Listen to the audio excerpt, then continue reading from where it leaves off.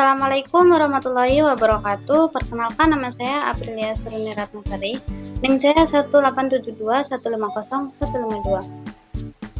Saya mahasiswi dari Universitas Pancasila, Fakultas Ilmu Pendidikan, Prodi Pendidikan Ekonomi. Di sini saya akan menyelesaikan tugas UTS dengan mata kuliah Perkembangan Peserta Didik dengan dosen pengampu Ibu Cynthia Anissa RP, MPD. Di sini saya akan menjelaskan peran teori-teori perkembangan terhadap perkembangan manusia. Yang pertama ada pengertian perkembangan peserta didik atau PPD. Secara bahasa sendiri, perkembangan merupakan suatu tahapan baik fisik maupun psikis ke tahapan selanjutnya. Namun dalam istilah merupakan suatu tahapan yang berkesinambungan dan saling berhubungan.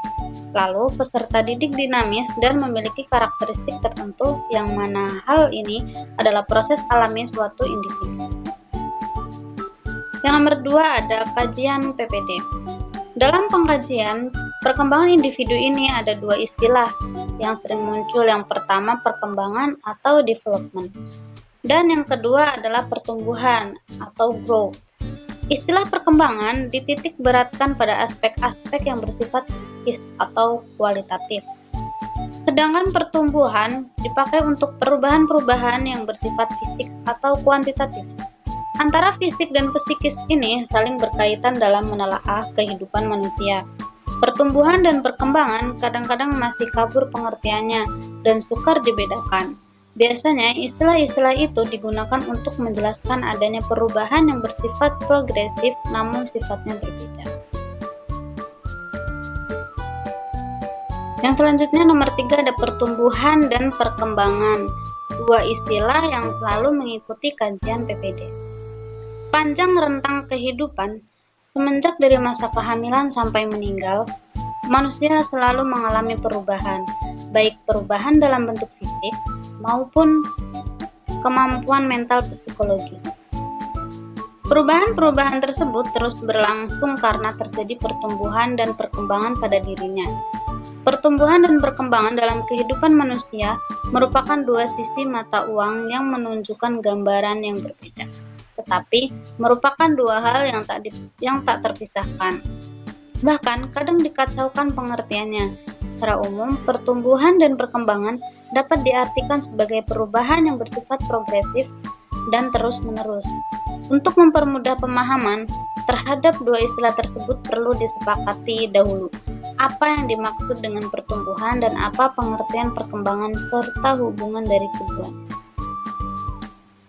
Yang keempat ada faktor yang mempengaruhi pertumbuhan dan perkembangan individu. Pertumbuhan adalah perubahan secara psikologis sebagai hasil dari proses pematangan fungsi-fungsi fisik yang berlangsung secara normal pada anak yang sehat dalam perjalanan waktu tertentu. Pertumbuhan dapat juga diartikan sebagai proses transmisi dari konstitusi fisik atau keadaan tubuh atau keadaan jasmania yang herediter dalam bentuk proses aktif secara berkesinambungan. Berikut adalah faktor yang mempengaruhi pertumbuhan individu. Yang pertama ada keturunan. Ciri fisik dapat diturunkan kepada anak melalui gen kedua orang tua. Ini memengaruhi semua aspek penampilan fisik, seperti tinggi badan, berat badan, struktur tubuh, warna mata, tekstur rambut, bahkan kecerdasan dan bakat. Yang kedua ada jenis kelamin.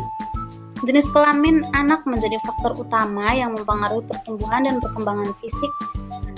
Pertumbuhan anak laki-laki dan perempuan memiliki cara yang berbeda, terutama menjelang pubertas.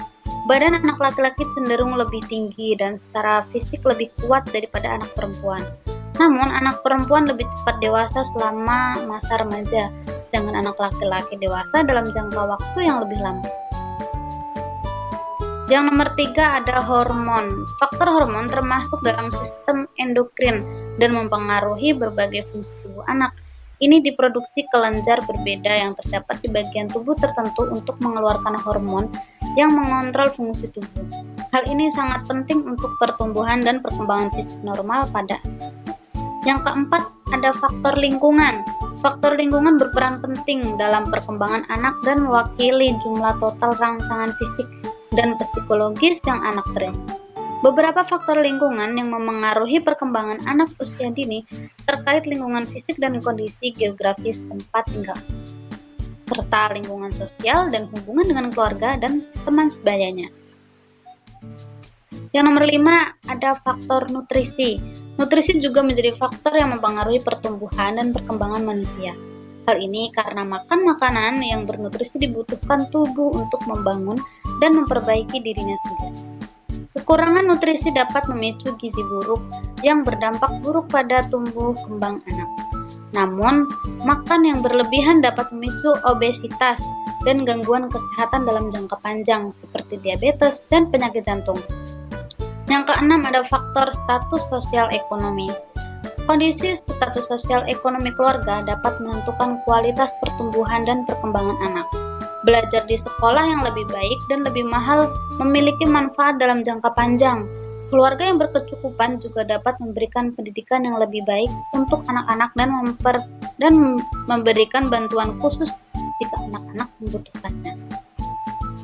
Yang ketujuh, ada faktor latihan dan kesehatan. Kata latihan bukan berarti latihan secara fisik atau anak-anak yang sengaja melakukan aktivitas fisik untuk membantu pertumbuhan. Latihan di sini lebih pada waktu bermain dan olahraga normal untuk membantu tubuh meningkatkan kekuatan otot dan menambah massa tulang.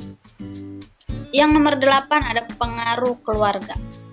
Peran keluarga memiliki dampak paling besar dalam mendidik anak dan menentukan cara anak berkembang secara psikologis dan sosial.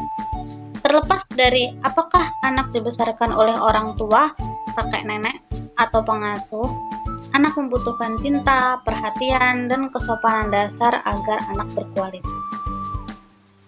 Yang nomor 9, ada pengaruh geografis.